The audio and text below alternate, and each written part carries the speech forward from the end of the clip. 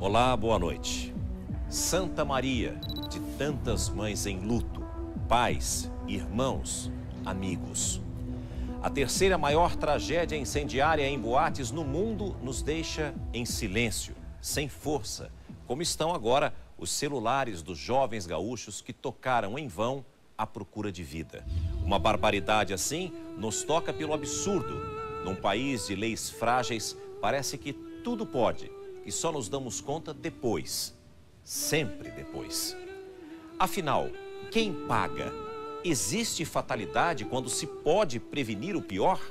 Onde começa o crime? Quantos estabelecimentos ilegais ainda estão abertos no Brasil, com os seus donos se fingindo de santo?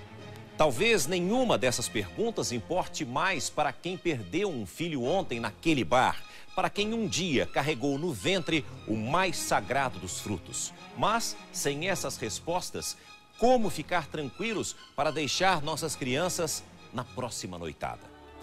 O SBT Repórter de hoje resgata outras histórias em que o fogo condenou dezenas de vidas, enquanto as famílias de Santa Maria tentam resgatar a paz de espírito na hora da morte. Uma morte que, por incrível que pareça, medieval, documentada por telefones modernos de quem teve outra sorte.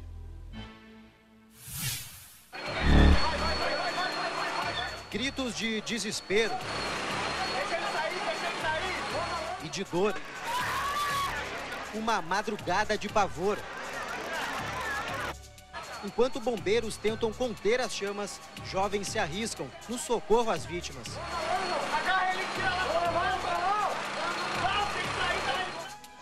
Do lado de fora, o cenário é parecido com o de guerras.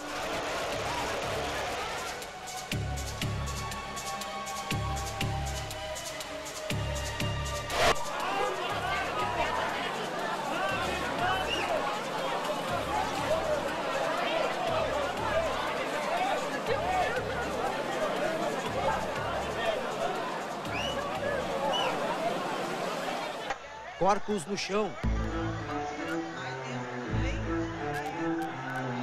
Outros carregados. E uma angustiante luta pela vida.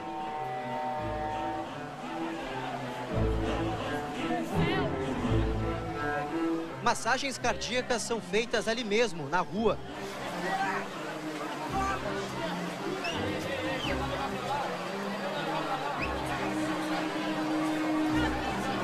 O socorrista se aproxima de um rapaz caído, mas desiste ao perceber que não há mais sinais de vida.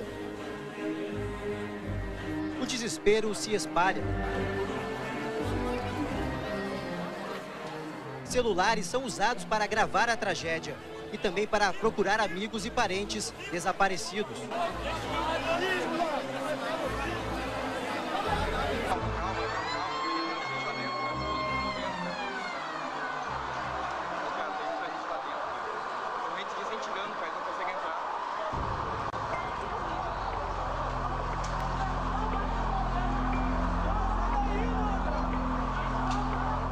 Este grupo tenta derrubar a parede.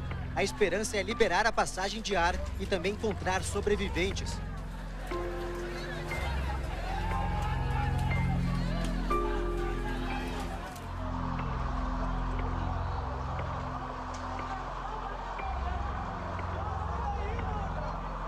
A imagem é de desolação.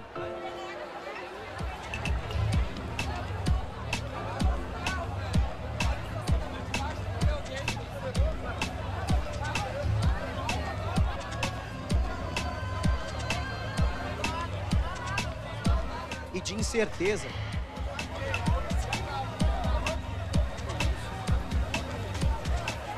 Repare neste rapaz que está sentado. Ele parece respirar com dificuldade.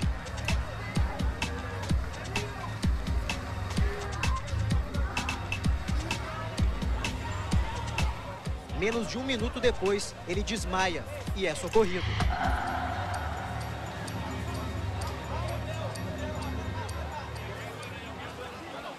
O incêndio teria começado, segundo testemunhas, quando um dos integrantes da banda Gurizada Fandangueira usou um sinalizador.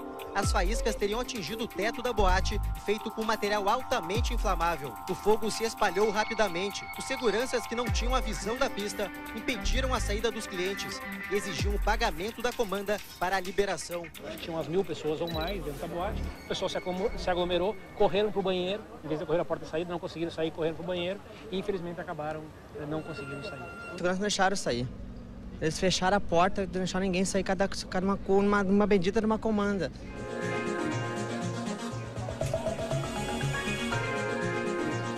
O dia amanhece e revela os estragos provocados pelo fogo.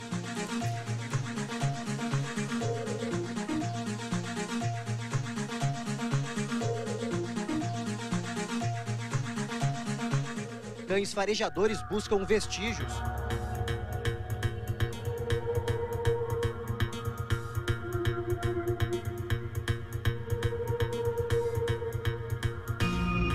O domingo, que para muitas famílias é dia de encontro, é marcado pelo sofrimento.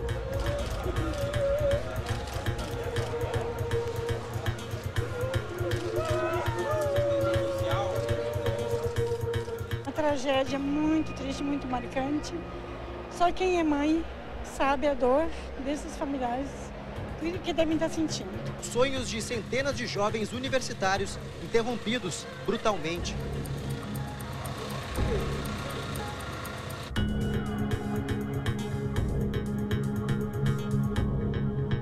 Helicópteros da Força Aérea Brasileira fazem a remoção das vítimas para hospitais especializados de Porto Alegre.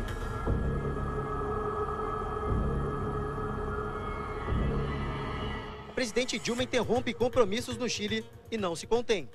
Nesse momento de tristeza, nós estamos juntos. E necessariamente iremos superar. E mantendo a tristeza,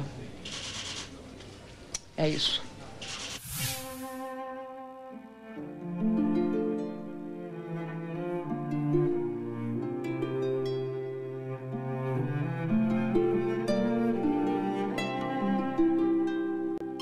Uma a uma, as vítimas são reconhecidas.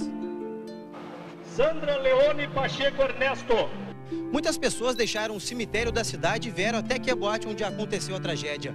Flores foram deixadas na calçada por familiares, amigos e até desconhecidos. São homenagens para as vítimas do incêndio. Eu até aqui, que é onde eles morreram, que eles se foram, que eles partiram, né?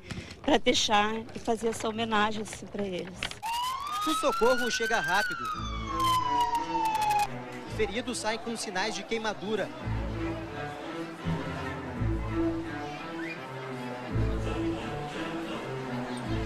Busca de atendimento.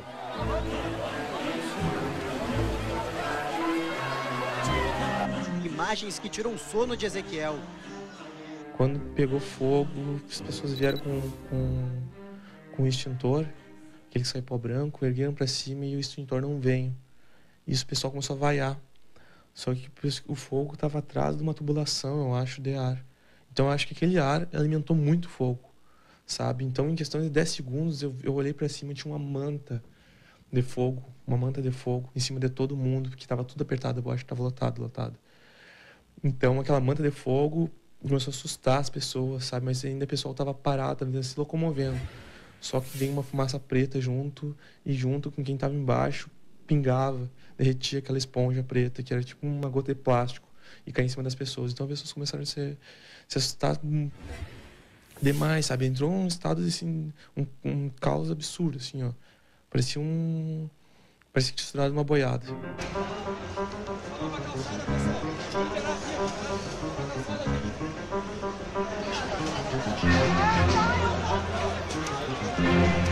Eu vi garçonetes entrando para dentro, se alojando da fumaça para dentro de freezer.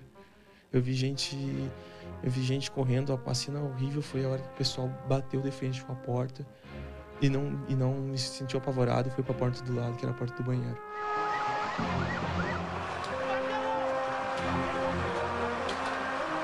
Não me lembro do rosto de nenhuma pessoa que eu resgatei. Eu só me lembro dos rostos das pessoas que eu não resgatei e que me pediam socorro. Em 10, 15 minutos aconteceu tudo. Quem saiu, saiu. Quem não saiu, tá morto.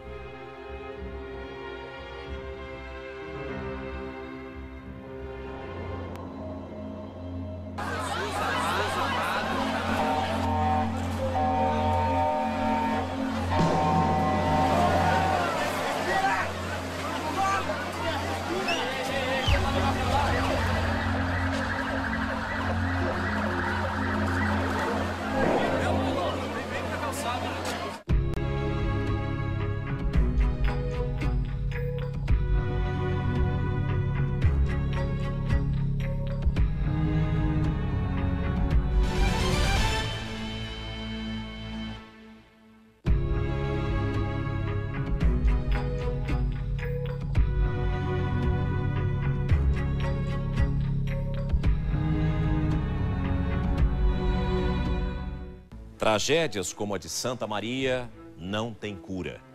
Para os sobreviventes, a lembrança é eterna. Para os familiares das vítimas, em parte, é como morrer junto. Outros incêndios pelo mundo também fizeram vítimas, muitas vítimas. E, pelo visto, não aprendemos nada com a história. E as autoridades? O que diz a lei em tempos tão modernos em que ainda se perde a vida porque não havia outra saída? Nestas imagens exclusivas do SBT, é possível ver o assistente de palco da banda, Luciano Bonilha, prestando depoimento à polícia. Ele foi preso durante o enterro de um amigo numa cidade próxima a Santa Maria. Junto com ele estava Marcelo dos Santos, vocalista do grupo Gurizada Fandangueira. Ele é suspeito de ter provocado um incêndio na boate. A banda Gurizada Fandangueira era conhecida na cidade e, segundo os próprios fãs, sempre fazia apresentações com fogo durante os shows, mesmo em lugares fechados, como a Boate Kiss. Entre as centenas de vítimas está o sanfoneiro da banda, Danilo Jacques. Um dos donos da Boate Kiss, Elisandro Calegano Spó, foi uma das pessoas que inalou fumaça e está internado. Mas quando for liberado do hospital, sairá direto para a prisão. Quando o outro dono da boate se entregou, já era dado como foragido. Foi uma apresentação negociada. Mauro Hoffman prestou depoimento numa delegacia escolhida pelo advogado. Ele não quis dar entrevistas. Para o Ministério Público, todos os presos estão atrapalhando as investigações. Já existem notícias de que haveria algumas condutas para atrapalhar as investigações e, em razão disso, houve a manifestação pela prisão temporária. Ao todo, 20 pessoas prestaram depoimento sobre o que aconteceu e disseram que a boate estava lotada, com cerca de 1000 pessoas. Mas a polícia não confirmou qual a capacidade máxima do lugar. Além disso, a boate funcionava com a licença de vistoria dos bombeiros vencida desde agosto do ano passado. 3 dos 4 homens que tiveram a prisão temporária decretada vão passar a noite atrás das grades por 5 dias. Depois disso, só a justiça dirá se há motivos para que eles continuem detidos. Vamos aguardá-lo na expectativa de que saiam aí sim a responsabilização de quem quer que seja e também propostas para a superação de problemas que causaram esta tragédia. No local, os bombeiros constataram que a boate não cumpria normas técnicas básicas de segurança, como capacidade de lotação e número suficiente de saídas de emergência. Além disso, o alvará de funcionamento estava vencido. Quem são os culpados? O que pode acontecer com os responsáveis? É o que a gente vai saber agora. Fábio Martins de Jorge é advogado especialista em direito público. Nesse caso, quem tem responsabilidade? Os donos da boate e a prefeitura também? Aí é uma responsabilidade solidária, né, que a gente diz. Os donos da boate, obviamente, e a prefeitura pela evidente falta de fiscalização. E, eventualmente, os produtores do evento, tem tudo uma cadeia, uma relação de consumo aí, que provavelmente podem vir a ser responsáveis aí solidariamente, civilmente. E qual é principalmente a responsabilidade da prefeitura? Houve falhas? Parece que ficou evidente a falta de fiscalização da prefeitura, principalmente com relação ao funcionamento com o alvará vencido, né? E apenas uma saída e tudo mais que dificultou a saída das pessoas e muito provavelmente aí a prefeitura pode vir a ser responsável aí pela falta de fiscalização. Nenhum alarme soou, não havia a sinalização que indicasse a saída.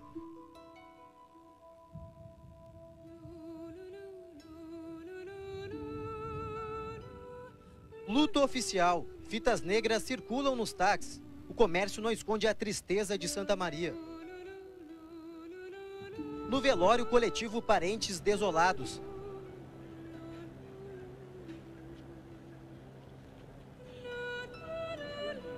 Pedro Henrique perdeu a mãe e o padrasto. Ela era uma pessoa viva, agitada, sempre feliz, cuidava dos amigos, sempre dava conselho. No cemitério da cidade, mais de 50 corpos são enterrados, mas precisam de amparo. Na boate agora há só lamentos e homenagens aos 231 mortos. Desses, 101 eram estudantes da Universidade de Santa Maria.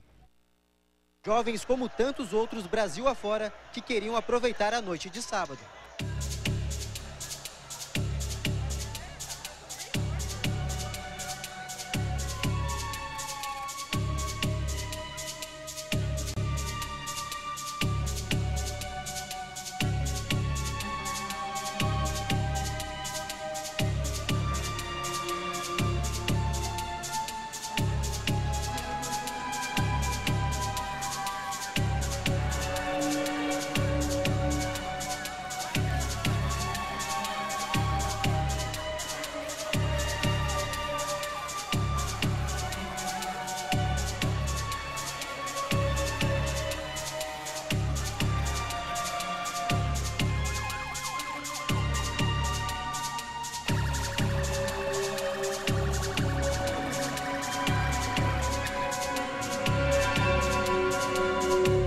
O repórter Sérgio Ude mostra de Londres como foi a repercussão internacional.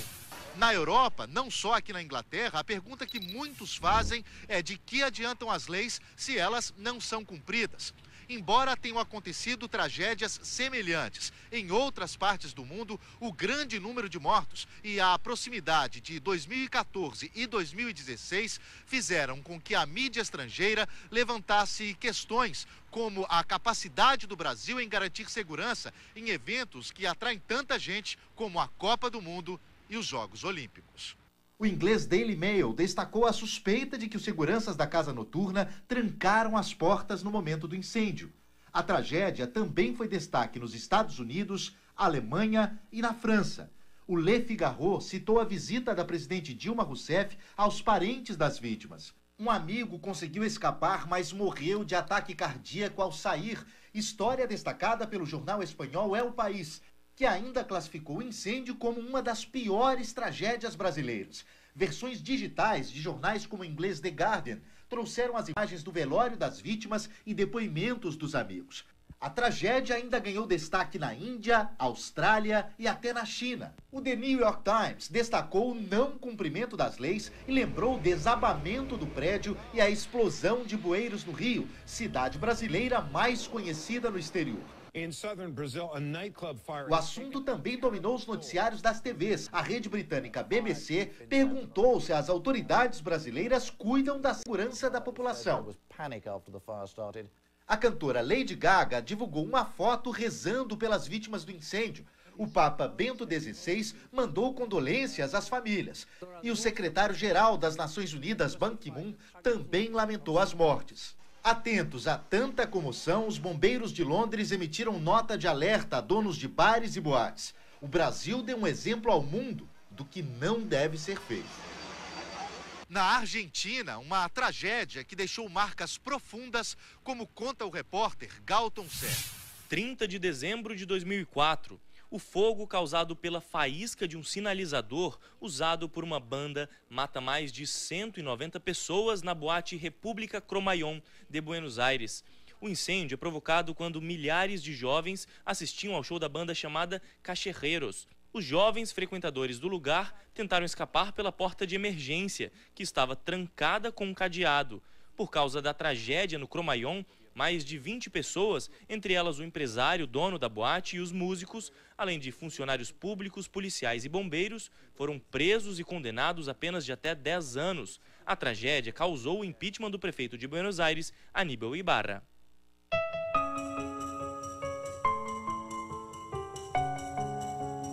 O SBT Repórter veio a Buenos Aires mostrar o trauma de familiares e sobreviventes da tragédia. perto de onde funcionava a casa de festas, hoje um local em homenagem às vítimas, chamado de o Santuário dos Nossos Anjos do Rock. Davi, Yamila, Pablo, alguns entre os 194 mortos.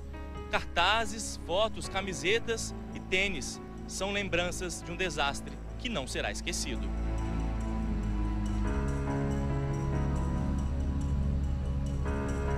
Silvina estava na boate, conseguiu escapar, mas perdeu o marido. Conta que há 8 anos tem pesadelos. São sombras negras que te caes en un mar negro. Eu atualmente tenho filhos e que meu filho se cai em um mar negro. Nilda e outras mães que perderam os filhos no incêndio criaram uma ONG que recebe denúncias de festas irregulares, como a do Cromañón. Não havia em Buenos Aires os elementos necessários, como as máscaras de oxígeno, para poder salvá-los. Passados 8 anos, o choro ainda vem fácil. 2 filhos dela estavam na boate, só um sobreviveu. Porque ellos dicen, ustedes tienen el dolor de madre, pero nosotros de hermano buscarlo y no encontrarlo, y la culpa. O local, desde 2004, continua fechado. Este não foi o único incêndio em boates da capital argentina. No dia 20 de dezembro de 1993, a discoteca de Caves, localizada no bairro de Olivos, pegou fogo e 17 jovens morreram.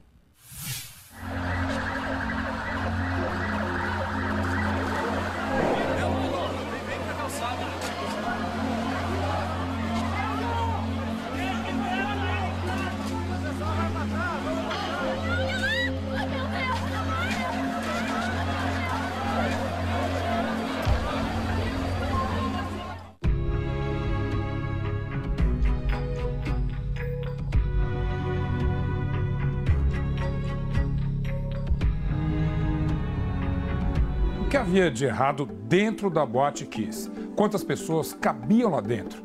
E o que poderia ter evitado a tragédia?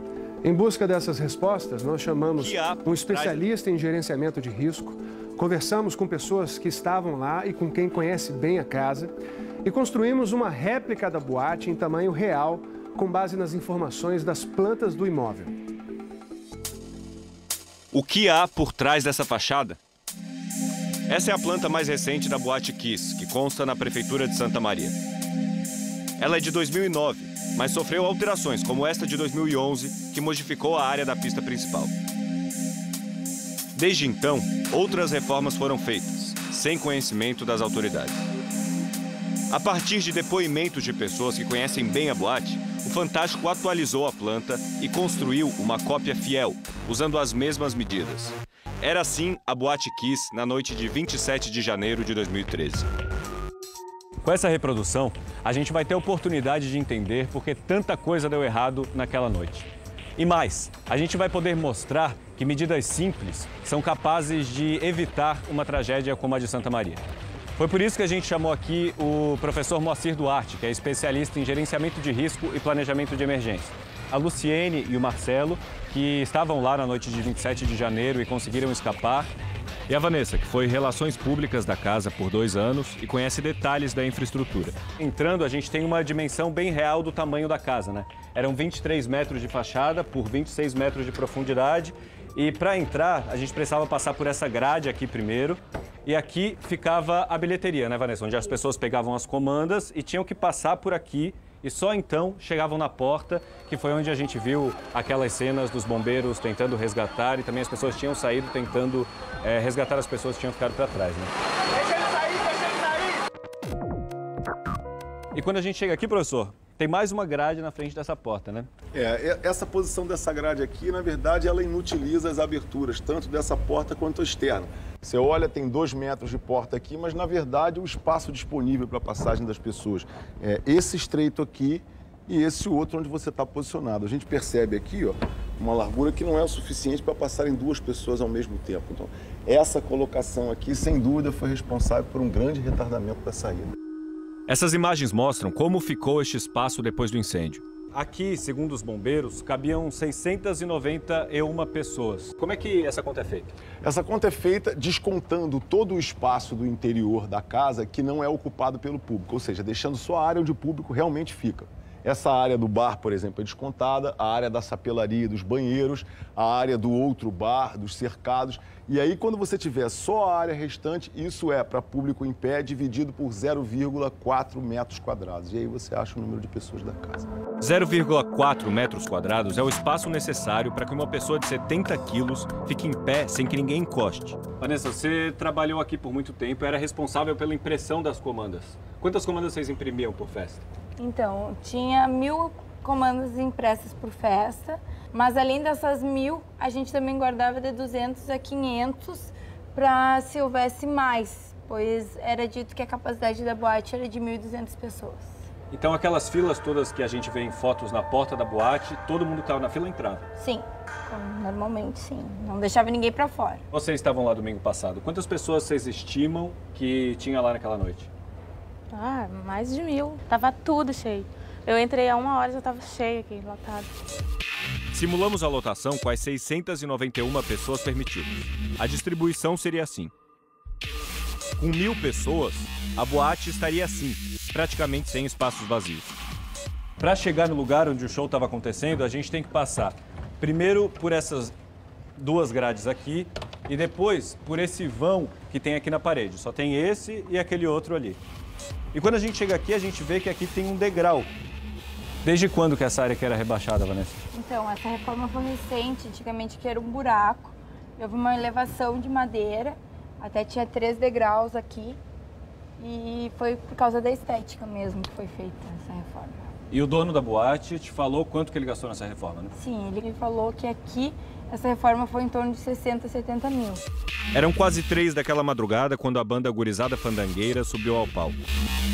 No depoimento à polícia, o vocalista da banda, Marcelo Santos, disse que entre seu braço e o teto havia uma distância de no mínimo 2 metros. Era isso? Isso é verdade? Não, se o vocalista tinha 1,80 m, ele com o braço levantado, deveria ter mais de 1 metro no máximo. Pelas informações que a gente tem até agora, é que o incêndio começou aqui. Todos os relatos mostram que o vocalista da banda pegou um artefato pirotécnico e assumiu essa posição, apontou o artefato. A partir desse ponto, ao início do incêndio, as pessoas relatam um pequeno foco. O que elas não percebiam é que esse incêndio se espalha na espuma por dentro do fogo. A área sobre o palco era revestida de espuma feita de material tóxico.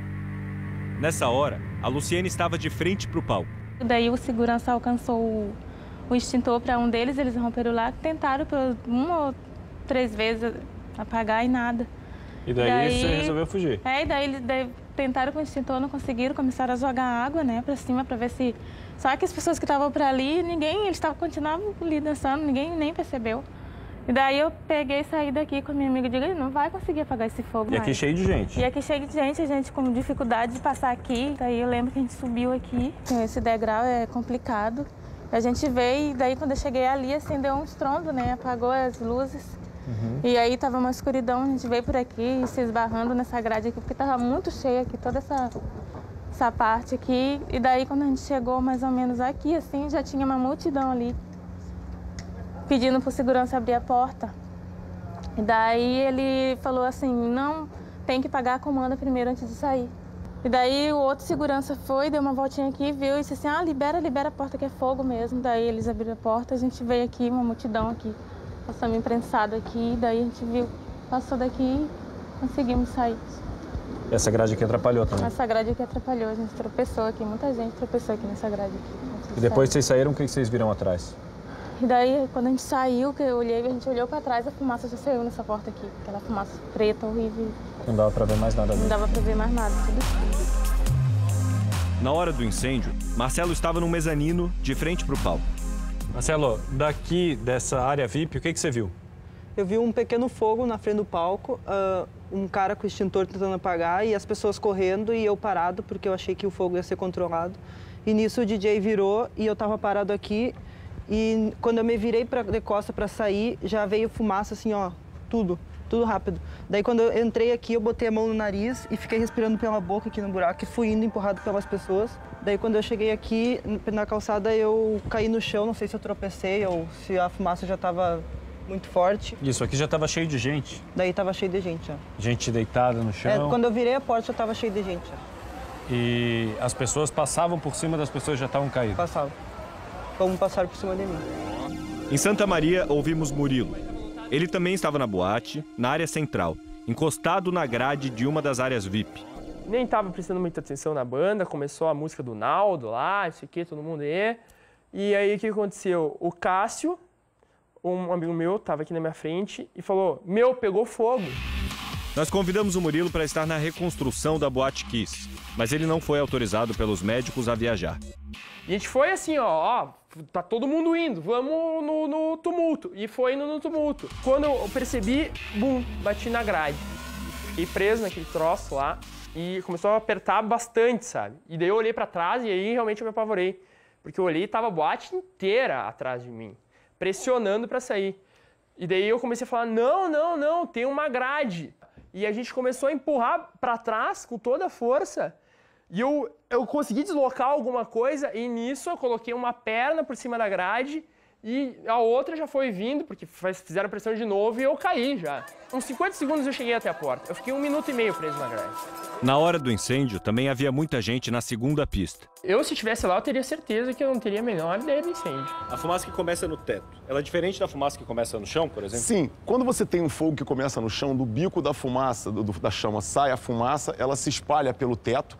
E aí dá como opção segura que as pessoas se deslocam rente ao assoalho. Inclusive, essa é a instrução nas aeronaves. Quando você tem um fogo que começa no teto, a fumaça vai fazendo um grande colchão quente até encontrar as paredes laterais, onde ela desce e acaba de envolver o ambiente. Isso elimina a conduta segura das pessoas de andarem rente ao chão. Para esse fogo não ter começado, tem soluções simples? Tem soluções simples. O artefato pirotécnico é de poucos segundos. Se houvesse uma cobertura na espuma com compensado tratado ou outro material um pouco mais resistente, não teria sido suficiente aquela fonte térmica para iniciar o fogo e nada disso teria acontecido. Mas e qual é uma das soluções que a gente pode usar para escoar essa fumaça que ficou condensada aqui? Tudo se falou a respeito do início do incêndio, do cenário, menos na dispersão da fumaça, que foi o principal assassino nesse cenário, né? Então, a dispersão matou muitas pessoas. A solução é simples, é a abertura de janelas ou basculhantes bem próximos ao teto, para que quando a fumaça se expande rente ao teto, ela automaticamente encontra a sua saída para fora do ambiente e não faz esse movimento de descer pelas paredes e atingir as pessoas. Marcelo, de onde você estava, você viu que tinha um ar-condicionado soprando a fumaça depois do fogo, né? Sim. Como é que era esse ar-condicionado? Era um duto de ar que estava entre o palco e a pista, assim, ó, bem embaixo. E daí acho que foi o que empurrou toda a fumaça para frente da Kiss. Ele não teria sido desligado quando a luz caiu? Não necessariamente. Em geral, esses aparelhos têm uma carga maior e a boate tem vários disjuntores. Como o ar-condicionado estava no telhado, o sistema elétrico dele provavelmente não foi afetado. Ele deve ter sido uma das últimas coisas a ser desligado. E isso pode ser a explicação para a fumaça ter se espalhado tão rápido? Exatamente. E esse é um dos pontos em que as normas técnicas são realmente omissas. Não fala nada sobre a drenagem da fumaça. E eu acho que a partir desse evento, isso devia ser seriamente considerado como um dos elementos de orientação para as casas noturnas. Marcelo, num dia normal de funcionamento, só tinha uma saída na casa, né? Sim. Onde que era essa saída? Aqui à direita, encostando a parede. Era a única porta que tinha. Aqui a gente consegue ver o tamanho da porta de saída, só passa uma pessoa. Exatamente. Uma pessoa por vez. E aqui era o caixa, onde todo mundo tinha que pagar a comanda antes de sair da casa. E o que dizia a placa que tinha aqui, Marcelo? Cuidado do degrau, porque as pessoas sempre tropeçavam aí na porta na hora de sair. Entendi. Aqui mais uma porta por onde só passa uma pessoa. Aqui 2 grades, porque aqui se delimitava uma área de fumantes. Era um labirinto, né, professor? Essa saída é aceitável em termos de dia a dia, para pagar a conta. Mas como alternativa de fuga, ela é inviável completamente. Quando os seguranças perceberam a gravidade da situação, foi aí que eles abriram essas portas aqui, que tem 2 metros de largura. É pouco, né, professor? Para o fluxo que se espera, considerando que é a única saída, essa largura é muito pouco para a quantidade de pessoas que foi admitida na casa. O que a multidão faz aqui é um funil, né, professor? Exatamente, que é o que é condenado pela norma de emergência. As pessoas têm que, ao sair, permanece constante a largura para manter o fluxo ou alarga, jamais estreita. Numa situação dessas, o que acontece com as pessoas? Nessa situação, quando as pessoas estão muito próximas umas às outras e forçando a passagem pela pressa, quando alguém empurra pelas costas, a reação natural de equilíbrio seria você abrir a perna para frente. Como isso não pode acontecer porque a pessoa está colada em você, você se apoia nas costas da pessoa à sua frente. Uma vez caindo, ela se torna um obstáculo que as pessoas não veem e a pessoa não consegue simplesmente se levantar. E como que isso seria resolvido aqui? Nesse caso, a retirada dessas grades e a retirada de todas as grades que são depois dessa. Você pode ampliar as saídas, quer dizer, fazer algumas modificações, substituindo as paredes por portas de correr aqui e ali, você aumentaria consideravelmente a saída. Existe a necessidade da sinalização de emergência orientar uma rota e não apenas uma plaquinha onde é a porta de saída. Essa sinalização ela pode ser luminosa, independente na parede, mas a mais eficiente no caso de fumaça é localizada no piso. Aquelas luzezinhas embutidas no piso que vão traçar, marcar o caminho para que as pessoas não percam a orientação. Muitas pessoas que estavam aqui comigo, inclusive eu ia também para lá, porque foi a primeira vez que eu vim aqui, eu não sabia muito. Daí muitas pessoas correram para lá achando que era uma porta de saída. Tinha uma luz que era, acho, do banheiro. Esses banheiros ficavam nessa área da boate. Eles tinham janelas para a rua, que foram cobertas por um revestimento de madeira. Essas janelas ficaram visíveis quando pessoas desesperadas começaram a marretar essa parte da fachada. Quando existe uma situação de pânico, em que as pessoas não estão mais se orientando por decisão, qualquer pessoa que se mova rápida em uma determinada direção parece aos demais que sabe o que está fazendo. E todos vão atrás dessa pessoa. Chama-se aí efeito manada. A minha irmã, ela saiu e gritou, o pessoal tendo pro banheiro, ajuda. E daí, quando ela percebeu que um amigo nosso, que era caixa, não tinha voltado, não tinha saído, ela voltou para dentro para buscar ele. Encontrando esse pessoal, ela deve ter ficado ali dentro mesmo, por causa da fumaça. Ela desmaiou e encontraram o corpo dela pela entrada. A Letícia, irmã da Vanessa, era funcionária da boate. Ela estava na bilheteria no momento do incêndio, muito próximo da saída. Mas ali não havia uma porta que desse para a rua. Para sair, os funcionários tiveram que pegar o fluxo dos clientes. Morreram porque eles não conseguiram fazer a volta. Eles acabaram encontrando todo esse pessoal que ou corria para aqui ou que corria para o banheiro, né? Eles ficaram trancados ali. Pelo que disse a Vanessa dos montantes gastos para reformar a casa, ele poderia ter feito uma casa muito bonita, moderna e, ao mesmo tempo, segura. Eu chamo a atenção como emblemático, nesse caso, o fato de um segurança estar combatendo o incêndio no palco, enquanto o outro retinha as pessoas aqui. Um aparelho de rádio teria salvo muitas vidas. Até mesmo os que conheciam a boate, não tinha como eles ver, era muita gente, uma em cima da outra. Se aquela grade não estivesse ali, eu não ia ficar 1 minuto e meio preso. Eu teria saído na mesma hora. Então teria 1 minuto e meio a mais de gente saindo. Nos primeiros meses, principalmente, ali 1, 2 meses depois, não tinha um dia que eu fosse trabalhar que eu não pensasse assim, vou morrer. Fernanda se diz ansiosa por natureza, mas depois da Kiss, a ansiedade virou tormento.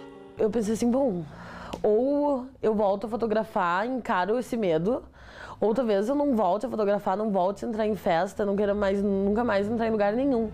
Até que veio a decisão de enfrentar o trauma. Nessa primeira boate que eu fui, eu me senti meio mal, porque eu vi algumas pessoas falando assim, ai, olha ali, ela tá viva mesmo. E eu tipo, tô viva, né, que bom. Algumas coisas eu ignorava, assim, tipo, eu fiquei me sentindo meio aberração. Fiquei perto da porta, porque eu fiquei com muito medo. Aí eu até falei pro pessoal, olha, se vocês quiserem ser fotografados, né, essa noite, eu não vou ficar me metendo lá pro meio. Eu tava lá bem tranquila quando começou uma fumaça. Eu, ai, não, daí sim, né, tem uma fumaça aqui. Aí eu me desesperei por uns 3 segundos. Eu pensei, não, vamos correr. Eu até pensei, falei, galera, vamos. Aí eu pensei, não, calma. Aí eu olhei assim, o gelo seco. Aí eu, tá, tudo bem, gelo seco. Quando vem esse tal de gelo seco, eu tenho pavor, porque mesmo que a fumaça seja branca, eu já não gosto, fico bem tensa. Para cada morte na Boate Kiss, restaram 3 sobreviventes. São centenas de pessoas espalhadas pela cidade de Santa Maria que estão aprendendo a viver depois da tragédia. Matheus, dentista recém-formado, saiu ileso da boate. Não sei como é que eu consegui, né, dentro de tantas pessoas ali, conseguir sair da boate. A experiência fez o jovem mudar. Agora, uma situação de perigo é percebida de longe. Se eu vou num lugar que eu sei que é um lugar mais perigoso, eu já tenho uma percepção diferente. Eu já identifico o perigo com mais facilidade. Ele evita as lembranças. Foi a maneira que encontrou de seguir adiante. A gente não pode lembrar disso toda hora, porque senão a gente não vive. Esta modelo, estudante de Direito, perdeu 6 amigos no incêndio. A maior parte deles foi convidada por ela para ir à Boate Kiss naquela noite. Vem aquele sentimento de culpa, né? Porque Tu fica pensando, e se eu não tivesse convidado? Depois da tragédia, a universitária decidiu sair da casa dos pais e a jovem, que era extrovertida, se fechou. Uma pessoa mais fechada, mais centrada. Perdi os medos que eu tinha também. Talvez pelo trauma. Por ter vivido num filme de terror. Foi, vamos embora! Um filme sem fim na mente de quem sobreviveu. São vidas marcadas por cicatrizes invisíveis, difíceis de curar. Tu meio que aprende a conviver com medo. Comecei a valorizar mais a vida. Deixei de ser aquela pessoa tão sentimental. Hoje em dia eu me considero uma pessoa assim mais madura, né? Apesar de ser um clichê falar isso, o tempo é um bom remédio. Fumaça liberada pela queima da espuma que revestia o teto da boate era tão tóxica que poderia levar à morte em apenas 2 minutos, dependendo da quantidade inalada. Por isso, os salvamentos realizados logo depois do incêndio foram tão importantes. A maioria dos resgates com vida ocorreu antes mesmo dos bombeiros chegarem. Muita gente foi retirada lá de dentro por quem tinha acabado de sair, ou então por pessoas que estavam por perto e decidiram ajudar. Jefferson desistiu de ir na festa da Kiss na última hora, mas ficou com os amigos em um bar próximo. Ao perceber a movimentação nas ruas gerada pelo incêndio, correu para ajudar. Na hora que eu tava descendo, já tinha gente subindo, gritando, chorando, uns atirados no chão, assim, sem despido, né, sem roupa, por causa que tava querendo respirar. Aí aquela coisa, cena de terror, né, cena de guerra lá. Depois daquela noite, o soldado da aeronáutica teve que retomar as obrigações do dia a dia, mas a lembrança do resgate é uma dolorida companhia.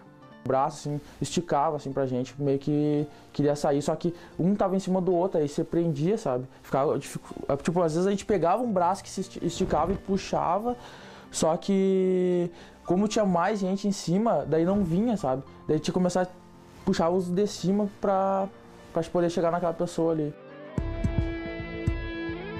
Neste vídeo do incêndio, Gustavo aparece no lado esquerdo quebrando a parede com uma marreta. Ele é um sobrevivente e resgatou cerca de 30 pessoas. O retorno à boate, seguidas vezes, comprometeu os pulmões. O empresário ficou hospitalizado por 1 semana e depois voltou à rotina. A vida continua, né? A gente tem que trabalhar, pagar as contas. Mas é bem difícil, cara. É difícil dormir. No início do mês agora eu fui lá fazer minha consulta, o médico não liberou exercício físico. Tá bem complicado, o meu pulmão ainda está comprometido. Depois do incêndio, o sono do Gustavo dura no máximo 5 horas. Na tragédia, ele perdeu o melhor amigo. Essa noite agora, coincidentemente, eu sonhei com meu amigo, que eu perdi o peixe. Até acordei chorando na madrugada, porque eu sonhei com ele, que ele estava me ajudando a fazer som na caminhonete, que ele gostava bastante, sabe? No dia seguinte à tragédia, 82 jornais pelo mundo publicaram na capa esta fotografia. O rapaz que carrega outro nos braços é o instrutor de academia, Ezequiel. Quando eu segurei ele, eu saí correndo para fora. Quando eu saí correndo para fora, a ambulância tinha recém saído, né? Daí eu saí correndo rua fora com ele, né? E não tinha, o cara tava desmaiado ali. E daí, de repente, abriu uma porta de uma viatura. Do que abriu a porta da viatura, os brigadeiros tentaram me ajudar e botar ele ali dentro. Apesar do esforço, a vítima não resistiu, assim como dezenas que foram retiradas da boate às pressas, mas já sem vida. Hoje, o rapaz de 23 anos tenta superar o trauma, se concentrando no trabalho. Senti um peso, sabe? De não poder ter ajudado mais gente, o que me dá um aconchego ao meu trabalho, né? Eu chegar aqui na academia, com pessoas, assim, sempre tem muita gente, né? E para Santa Maria, foi uma situação assim que não tenha quem não tenha marcado, né? O tempo está passando em Santa Maria e aos poucos os sobreviventes percebem, em meio à dor, o aprendizado deixado por uma tragédia. Agora eu estou num momento que eu consigo tirar alguma coisa do que eu vivi lá. É clichê, né? Mas viver a vida assim no máximo, né? Aprendi que a vida é muito curta, a gente tem que aproveitar ela. Não deixar de fazer as coisas que tu quer fazer, né? Tem que perdoar as pessoas. Pensar menos e agir mais. Tem que aprender a amar, não ter vergonha de dizer eu te amo.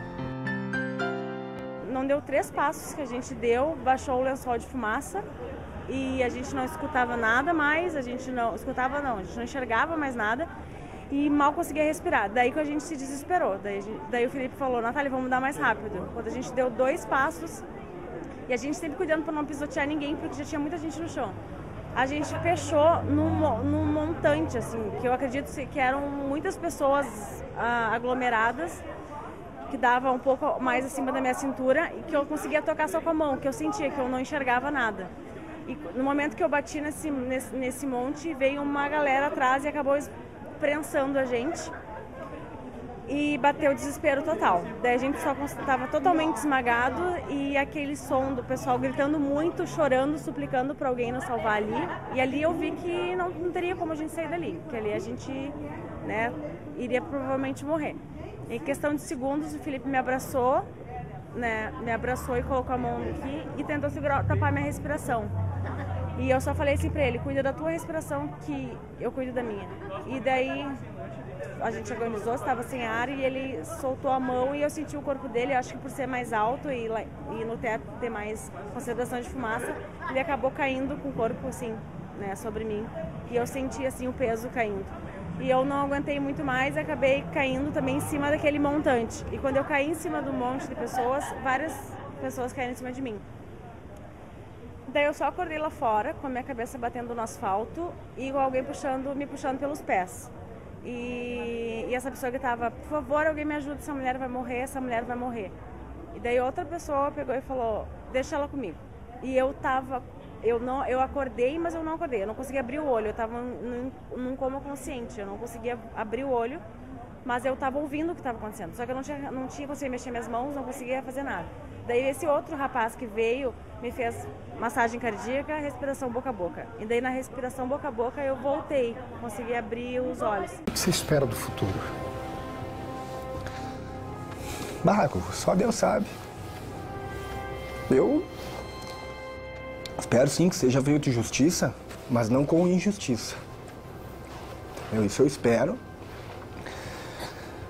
Voltar ao que era, voltar a Santa Maria, esse tipo de coisa, eu não penso, entendeu? Eu não sei, é o que eu te disse, eu não consigo fazer planos. Porque eu não sei se eu vou preso, cara. Entendeu? Daqui um pouco o juiz entende que eu tive a intenção. Qual é a minha intenção? Qual é, entendeu? Por que eu faria uma coisa dessa? É um absurdo, entendeu? O resultado é demais para qualquer pessoa, ninguém está preparado para isso. Eu não estava preparado para vir aqui, eu não estava preparado para ter um advogado, entendeu? É uma coisa maluca, é fora do esquadro, entendeu? Não é normal, isso não deveria ter acontecido. Eu penso assim, não deveria ter acontecido. Aconteceu, mas não deveria. Isso não pode acontecer. Isso tem que ser feito alguma coisa para que isso não aconteça mais. Porque vai acontecer. Vai acontecer. As coisas melhoraram, mas não melhoraram tanto assim. E se melhoraram, de novo voltou, entendeu? Tem casas que tem ainda uma porta só, ou que tem espuma. Existe ainda, entendeu? Então, em cima de 4 caras, vão fazer mudar o Brasil inteiro.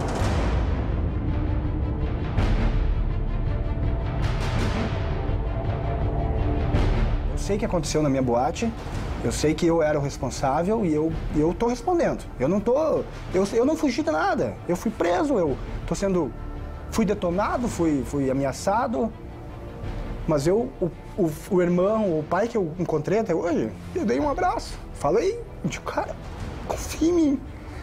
Não era a minha intenção isso, era entretenimento, festa, alegria, não morte, não tristeza. Não era isso, entendeu?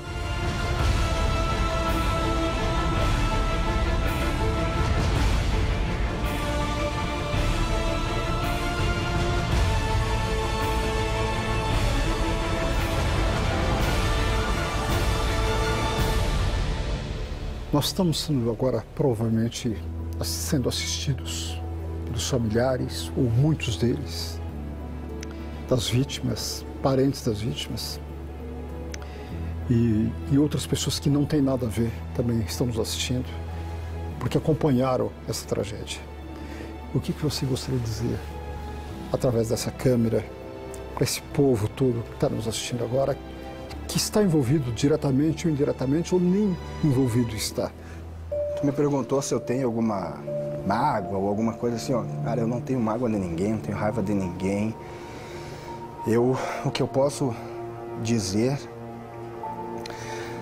é que eu tento não falar nada, porque qualquer coisa que eu falar, pra mim, assim, ó, os familiares podem falar o que eles quiserem e fazer o que eles quiserem. Eles têm direito de tudo. Eu não tenho direito de nada. Ninguém tem direito de nada contra eles ou falar deles, entendeu? Então eu me resguardo em não falar para não falar bobagem, não falar besteira. Porque desculpa é desculpa.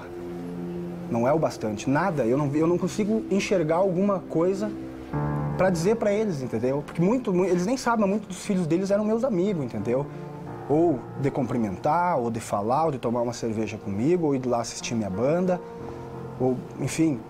E eles não sabem disso, entendeu? Mas muitos eram. Eu perdi muito amigo, eu perdi pessoas queridas, eu perdi funcionários bons e queridos, entendeu? Pai de pessoas, filho de pessoas. Isso pra mim é horrível, eu não consigo... até hoje eu não consegui me manifestar sobre isso, porque qualquer coisa que eu falar não é o bastante. Eu não vejo que seja o bastante, então eu respeito. E acho que qualquer pessoa tem que respeitar, seja de Santa Maria, seja de fora, tem que respeitar, porque, cara, esses pais perderam alguém, entendeu? E graças a Deus eu não perdi ninguém dos meus. Perdi a minha vida. Mas não é como eles, entendeu? Eles perderam os filhos queridos.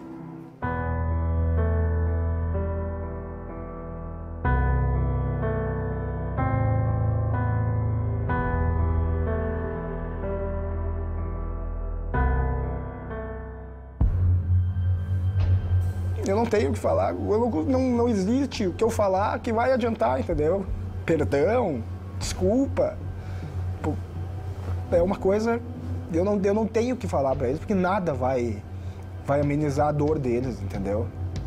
A única coisa que eu posso dizer é que eu não sou assassino, que eu não quis matar os filhos deles, de ninguém, pelo amor de Deus. Não matei ninguém, entendeu? Foi uma fatalidade horrível, diversos erros, diversos problemas, mas tem sequências, não é o dono da casa, não é o Kiko, não é o cara ali, entendeu?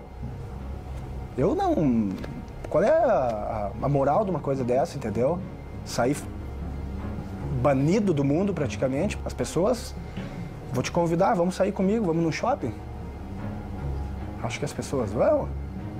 O cara é um ex-presidiário, cara. Morreu 200 e poucas pessoas. O cara é isso e aquilo, entendeu? Então, eu vivo praticamente com a minha família. Eu tenho alguns amigos. Quem me procura, ótimo, beleza. Eu não fico procurando ninguém, eu não fico procurando em lugares. Eu não saio muito. Hoje praticamente eu levo a minha filha para a creche. Saio e eu estou recolhendo pneu velho. Eu trabalhei com pneu há muito tempo, então eu recolho pneu velho, seleciono o que é para isso, o que é para aquilo, remoldar, enfim, eu faço essa seleção de pneu velho, é o que eu estou fazendo.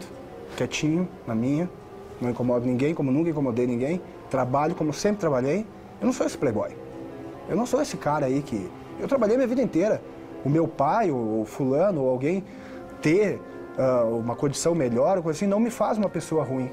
Eu tive uma vida muito sofrida. Minha mãe trabalhava das 2 da tarde às 4 da manhã. Praticamente nem via minha mãe. Eu vendia laranja, bergamota, raspadinha, quem sabe de Parobé lá que eu morei, me conhece, sabe. Depois eu fui trabalhar varrendo uma borracharia. Depois eu cuidei de estoque. Então, eu fui trabalhando, eu não tinha, porque eu acabei vencendo de alguma forma e sendo chamado de playboy. Mas eu não tenho culpa de ter insistido e trabalhado, ou tentado, ou ter tido sorte de alguma forma, ou ganhar alguma coisa se ganhei, enfim. Você já se revoltou com Deus?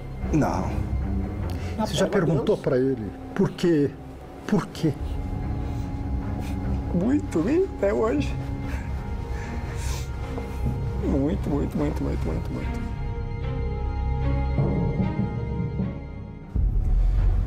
Eu acho que em nenhum momento, assim, claro que eu já me xinguei junto de uma coisa dessa, porque eu não acredito que isso seja uma coisa de Deus, entendeu? As pessoas dizem, Deus queria isso e tá. Cara, pelo amor de Deus, né, cara? Deus queria que um cara de 20 anos morresse. Um cara, umas pessoas bonitas, umas pessoas alegres, é isso que eu indigno, e assim, isso eu tenho uma indignação, claro. Não é, isso não pode ter sido coisa de Deus. Eu acredito em Deus e seja o que Deus quiser. Obrigado, mais uma vez. Eu agradeço pela oportunidade de tentar me defender e falar o que eu sinto e espero que, de alguma forma, as pessoas tentem entender, tipo, o cara estava trabalhando, o cara achava que era, e eu achava mesmo, eu levava meus amigos sabem. Então, eu tinha plena certeza, tá, de que eu era o cara, entendeu? E eu era o cara, entendeu? Até então. Eu tinha todos os amigos, todas as amigas. Se eu quisesse ir num churrasco de segunda a segunda, eu ia. Eu tinha uma banda, eu tocava em todos os lugares, eu tinha uma boate que estava funcionando bem, eu tinha um carro bom, eu tinha tudo bem, a minha família estava bem, eu morava bem, eu estava bem. Então isso acabou, entendeu? Eu não tenho mais nem vontade de crescer alguma coisa, entendeu? Tocar. Eu voltei a tocar um violão, alguma coisa, escutar uma música, olha, não faz 7 meses. Eu não escutava música, não conseguia olhar uma TV, um filme completo, entendeu? Me concentrar, olhar um filme, por exemplo. Escutar música, perdeu a graça. Ah,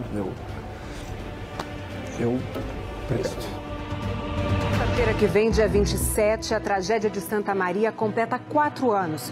O processo que apura as 242 mortes do incêndio se arrasta no tribunal.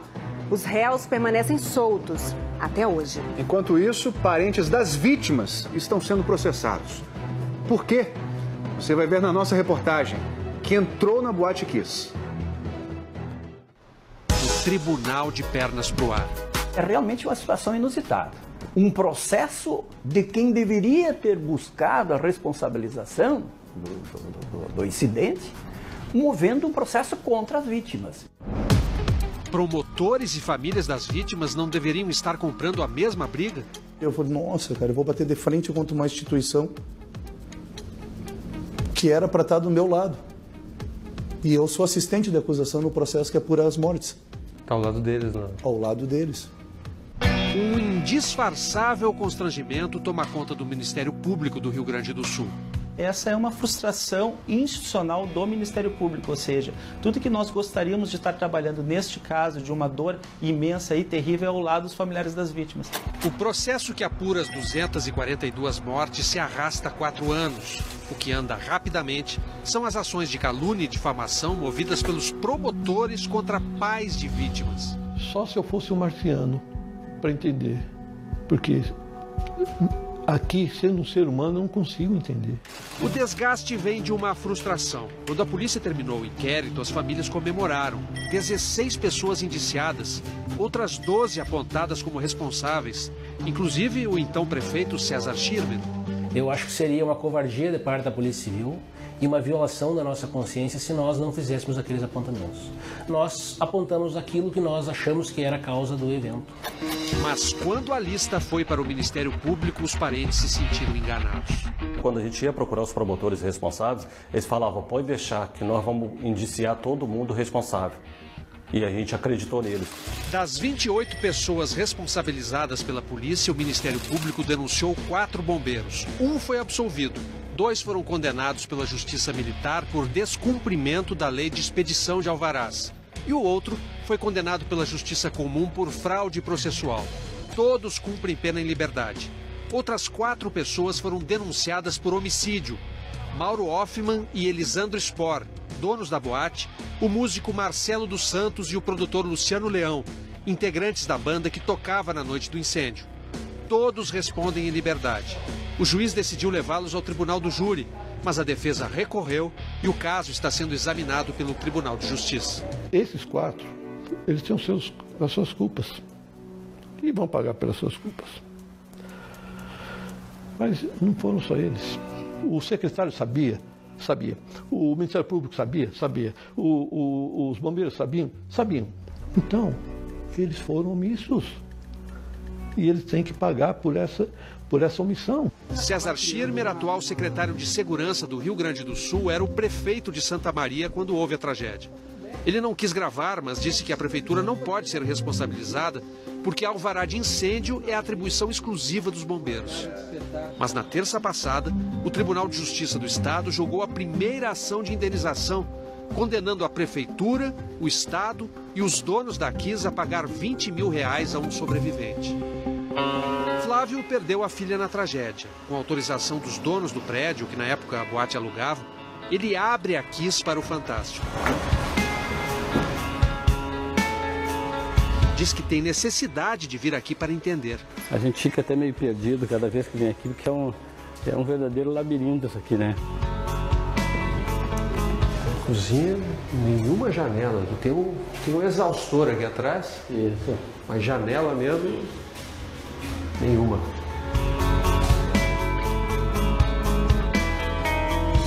O palco onde os músicos estavam fica ali atrás. Aqui, a pista de dança. Nas paredes, nenhuma janela, nenhuma porta lateral. Essa área aqui é a área VIP. Para sair da boate, as pessoas tinham que necessariamente passar por esse corredor, ao lado dessa grade de ferro, que os conduzia para o pagamento da comanda no guichê. Quase 1000 pessoas desesperadas, querendo sair ao mesmo tempo, ainda encontravam esses guarda-corpos em frente à única porta de entrada e saída da boate. Não tem janela, né? Não tem nenhum tipo de janela. Não tem nenhum tipo de ventilação, porque aquilo ali tudo foi fechado, né? Esse foi um dos banheiros em que ficou... Muitos jovens morreram aqui dentro. Aqui também um grupo grande de pessoas ficaram aqui também, perderam a vida aqui dentro, né? Ao lado da porta aqui, né? Ao lado da porta de saída. A boate permanece do jeito que estava logo após o incêndio. Ainda se vê, sobre as mesas, os nomes dos jovens com as reservas feitas naquela noite. Essa é a 4ª vez que eu entro aqui, mas sempre mexe muito entrar num lugar onde é que a tua filha veio para comemorar a festa de aniversário dela e voltou para casa daquele jeito que todo mundo já sabe, né? Como poderia estar funcionando uma boate sem portas de emergência? Antes da tragédia, o promotor Ricardo Loza chegou a investigar uma denúncia de poluição sonora. Presidiu 2 inquéritos civis e descobriu que faltavam alvarás. Ele recebeu o Fantástico na sede da promotoria, mas não quis gravar. Seus advogados é que explicam. A atribuição funcional dele era restrita à questão ambiental. Ele, assim mesmo, ele cuidou de ver que esses alvarás estavam em devida forma. Não caberia o fechamento da boate? Não caberia o fechamento. Mas, nesta gravação, juntada nos autos de um dos processos, Loza desabafa. Se eu sonhasse que isso ia acontecer, qualquer um de nós tinha ido lá e fechado a boate. A Procuradoria-Geral de Justiça afirma que ele agiu dentro da lei e mandou arquivar todas as investigações sobre a conduta do promotor. Não se apurou nada, nenhum momento, qualquer omissão relevante do promotor de justiça que tivesse qualquer vínculo com a causa final, que foram as mortes na tragédia. Só promotores podem investigar promotores. Mas o Conselho Superior do Ministério Público do Rio Grande do Sul também não viu irregularidade nos inquéritos civis presididos por Loza e mandou arquivá-los. As famílias se queixam de corporativismo. A gente tem certeza que o Ministério Público não denunciou agentes públicos porque ele teria que cortar da própria carne e eles não tiveram coragem de fazer isso aí. Se houvesse um corporativismo da associação, ela até seria justificado, porque a associação está aí para isso. Mas em relação ao Procurador-Geral de Justiça e o Conselho Nacional do Ministério Público, nunca houve corporativismo nenhum. O que há, e isso a gente não consegue explicar para os pais e familiares, porque eles não entendem as nossas explicações, pela dor que estão absorvidos, é que não houve nenhum cometimento de crime por parte do promotor Ricardo Loza. O Tribunal de Justiça também examinou um pedido para que uma investigação contra a Loza fosse remetida ao Ministério Público, mas o pedido foi rejeitado. Voto vencido, o então desembargador Arno Verlan, hoje aposentado, acha que os promotores pagam um preço muito alto por não investigarem a si próprios. Se o Ministério Público entende que não há crime, não há o que fazer. O Judiciário tem que ficar quieto, simplesmente homologar. Mas eu entendia que deveria haver a investigação. Para quê? Para que ele não se fragilizasse. Porque no momento em que o Ministério Público foi a única autoridade não investigada, os demais todos foram investigados, o Ministério Público ficou fragilizado para voltar-se contra os demais responsáveis. A Associação dos Familiares protestou, fixando cartazes pela cidade com a foto do prefeito e do promotor e a troca de ofícios sobre um alvará vencido. O Ministério Público é interessante que ele troca ofícios com o prefeito responde no nome do prefeito, e aí no fim do jogo, nem o Ministério Público nem o prefeito se esclarecem. Foi então que o promotor entrou na justiça contra o presidente da associação, Sérgio da Silva, e contra Flávio, que é vice-presidente. 2 dos melhores advogados de Porto Alegre representam Losa. Não se autoriza tudo a qualquer pessoa. Tem que se pôr o limite, e esse limite, na compreensão do Dr. Losa, na questão dos cartazes, infelizmente acabou atingido. Os cartazes foram retirados por ordem da justiça e os pais respondem a um processo de calúnia e difamação. Ele foi muito gravemente ofendido. Imagine você, a fotografia, o rosto inteiro num cartaz, atribuindo a ele a culpa por um acontecimento que mexeu com o mundo todo. Vamos trocar isso. Eu fico com a tua cara, bota a minha cara em todos os jornais e me dá meu filho de volta. Paulo Carvalho, que perdeu o filho no incêndio, também está sendo processado por causa dos artigos que publicou no jornal Diário de Santa Maria. Ele acusa os promotores Maurício Trevisan e Joel Dutra de omissão por mandarem arquivar os indiciamentos contra agentes da prefeitura. Por que os promotores Joel Dutra e Maurício Trevisan entraram na justiça contra Paulo Carvalho? Essa foi a última medida e a mais dolorosa depois de esgotada todas as tentativas de conciliação. A razão da medida é uma só, é parar com as ofensas pessoais que os colegas estão sofrendo em Santa Maria. O procurador-geral à época respondeu no mesmo jornal dizendo que respeita a dor dos pais, mas que eles usam os filhos como escudo para ofender. Aí, por favor, que eles não digam mais isso. Nós entendemos a dor dos pais, nós sabemos a dor dos pais, eles não sabem. Eles não conseguem dimensionar o que é isso. Marta perdeu o filho na tragédia. Ela é a 4ª processada por calúnia e difamação por causa desse artigo, em que ela diz quem era o advogado da boate antes do incêndio. Que esse advogado, sem citar o nome, eu disse, ele é filho de um promotor que se aposentou. O promotor aposentado João Marcos Adede Castro e o filho dele, Ricardo Castro, advogado de um dos donos da Kiss antes da tragédia, viram insinuação ofensiva no artigo e processaram Marta. O Fantástico os procurou, mas eles dizem que só se manifestam no processo. O que a gente tinha que dizer, a gente já disse ali por escrito. Tá bom. Sensação assim, ó, é que eu tô fazendo as coisas, parece que tudo errado. Que eu não tenho mais que buscar nada, que eu não tenho mais que questionar nada, que eu não tenho mais que tentar saber o porquê. Para o advogado do Movimento Nacional de Direitos Humanos, Ariel de Castro Alves, falta apurar a responsabilidade do Ministério Público.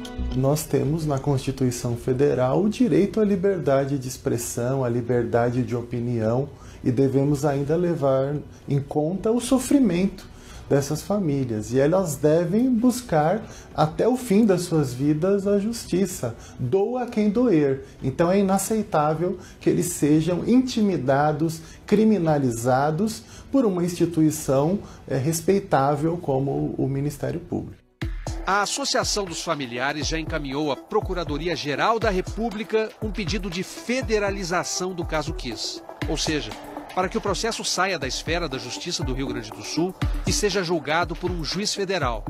Além disso, uma petição internacional vai ser protocolada na quarta-feira que vem, junto à Comissão Interamericana de Direitos Humanos.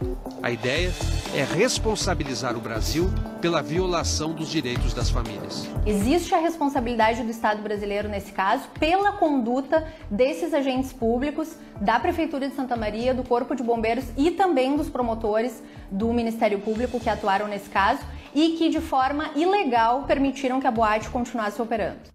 Enquanto isso, Paulo, Sérgio, Flávio e Marta aguardam os desdobramentos dos processos de calúnia e difamação.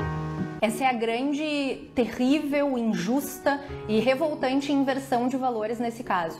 Os pais de 4 das vítimas podem ser condenados no caso da tragédia Kiss no Brasil. Mas uma condenação não os atemoriza. E se acontecer isso, o juiz vai estar fazendo um favor para mim.